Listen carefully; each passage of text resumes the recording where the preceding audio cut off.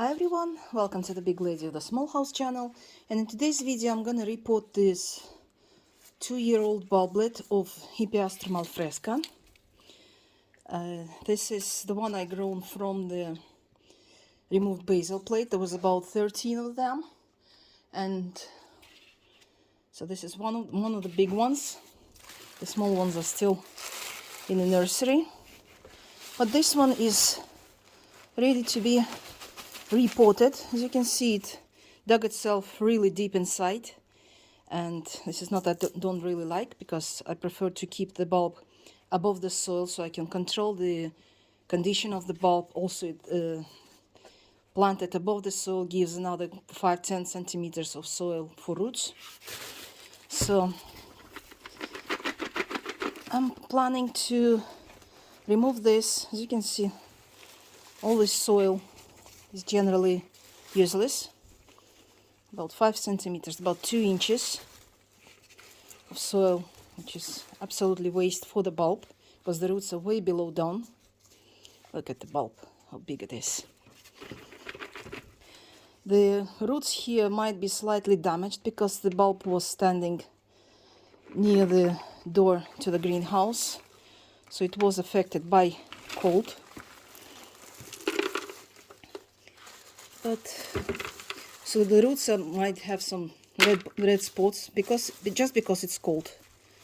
There's no infection or anything like that. The bulbs are healthy, I hope.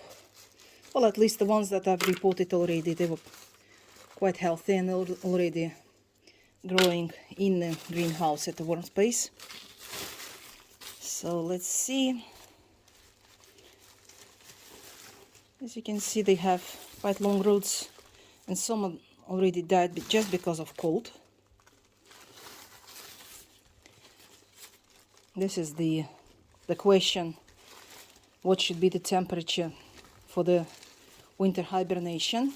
The temperature should be, the lowest is 16 degrees. That's when the roots are staying healthy. What did I say? It is a little bit red. That's the cold bite.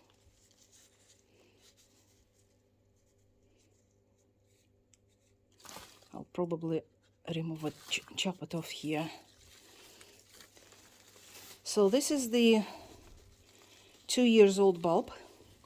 I have removed the basal plate from the bulb in the first lockdown that we had in March 2020, and the bulb started giving the bulblets, the offsprings, almost immediately. So they are about 2 years old. Just look at the bulb. Look how nice and healthy. I want to remove all the soil so I can treat the basal plate with a acaricide, just in case. Look at the roots. So they were all sitting at this level. So when I repot, they'll have another extra 3 inches in the pot. I keep the same pot, because that's where they will grow. And I want to remove this outer scale, just because I don't like these traces. There might be some mites on it, so I want to make sure that I plant the bulb without any affected area.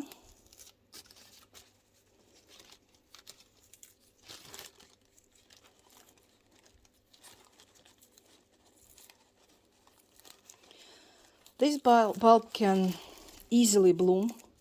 So I had last year I had this offspring that I removed from the bulb, the mother plant, and it was already blooming last year when I was reporting it. There was a video.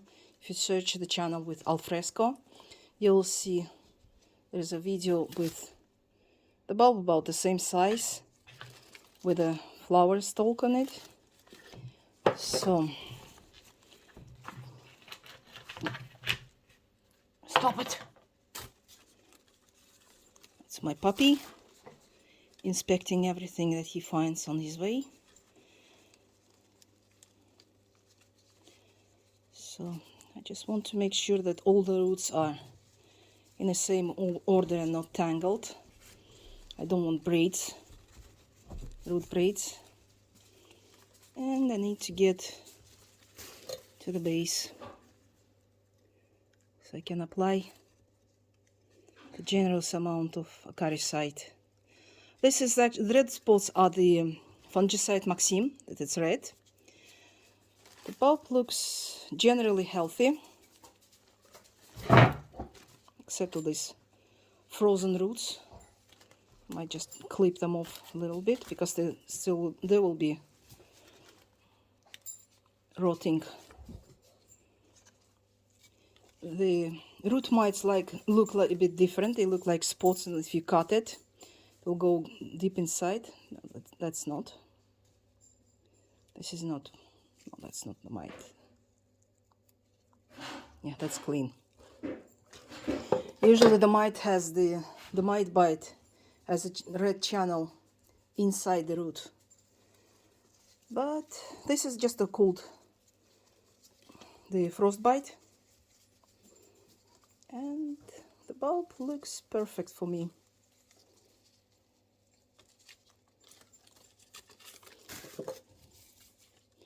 As you can see, the bulb, it's easy to say that tell the approximate age of the bulb by the way roots growing. So this bulb never had this basal plate removed, so all the roots are really tightly packed, and it's grown deep inside the drainage stone, pumice stone. So I remove all these frozen roots.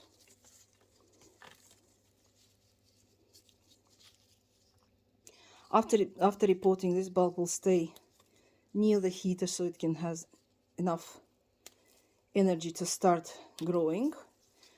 And in a couple of weeks time, when we have the night temperatures above 16 degrees, they will go outside for the nice sunshine.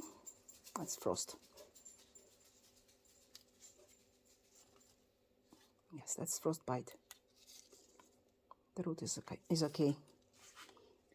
But still, I would apply some acaricide on the bulb. I don't need to apply the fungicide this time because the bulb doesn't need it.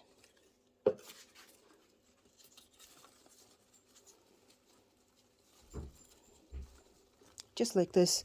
This is undiluted solution of fenperoximide, and it would work for about 6 weeks on the bulb.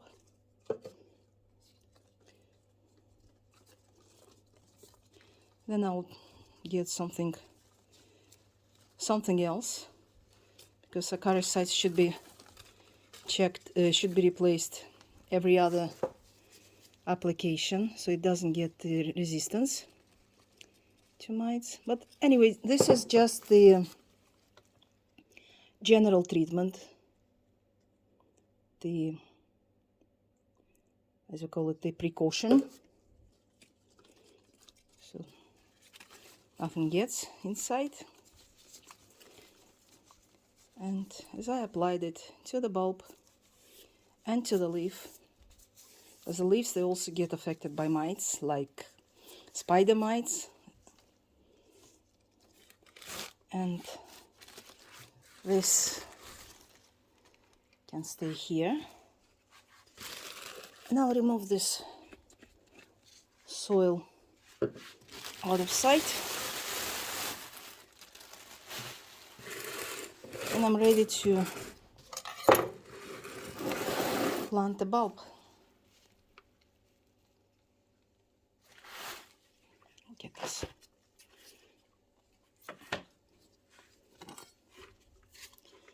So remove all the waste from the pot and get the fresh soil. But sometimes some funny stuff inside. Make sure that you break all these blocks of soil.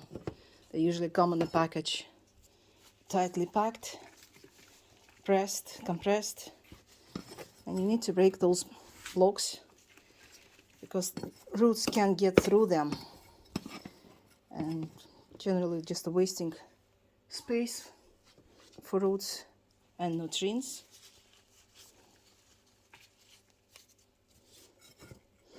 This is the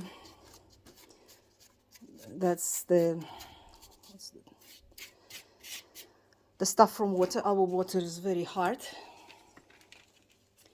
so it's calcium, plus I've applied some calcium fertilizers, so it's all lays on the wall of the pot. And generally what I do, I want to make sure I have a nice pile like this,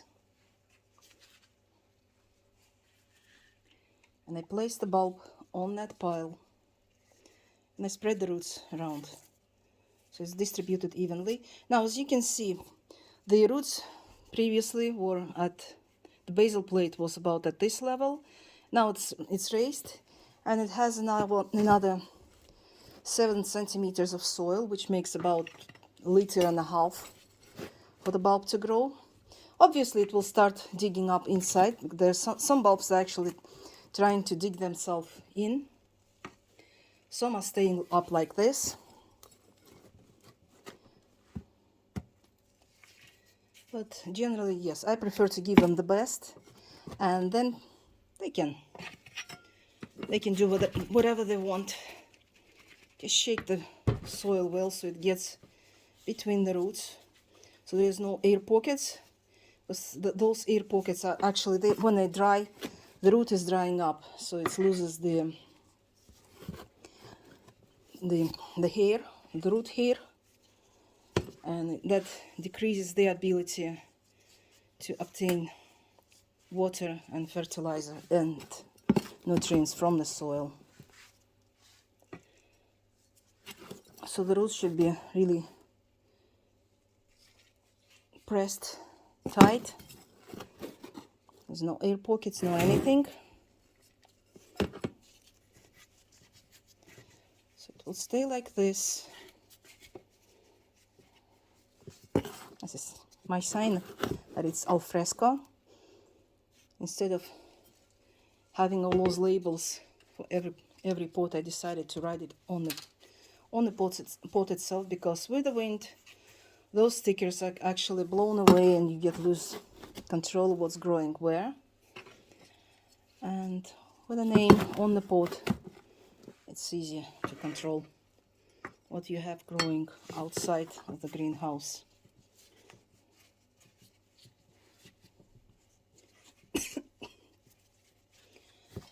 So, as you noticed, I slightly covered the bottom part of the bulb, but still most of it stays outside, and it's easy to control if anything happens to it. So any pesticides or medication could be applied. Later on I will also sprinkle it with the sulfur, because sulfur acts first as a fertilizer, as the fungicide, acaricide, and insecticide. It's the steam that comes from the when this sulfur heats up, it destroys all the pests, but at the same time it's a good fertilizer for the plant. So this nice bulb, it has a nice fresh soil, and it also has about 1.5 liters extra soil to grow in. Obviously after watering, the soil level will go down a bit, but still that will be enough to feed the bulb. As you could see how much soil there was left for the roots underneath, and also good amount of soil around, so the roots will spread around the pot for the next 3 weeks. And after that, probably within a week, I'll start seeing the new leaf. Actually, the bulb I was reporting a week ago already grown 2 new leaves. And this one will start growing soon too. So that's it for today. Stay tuned. Bye.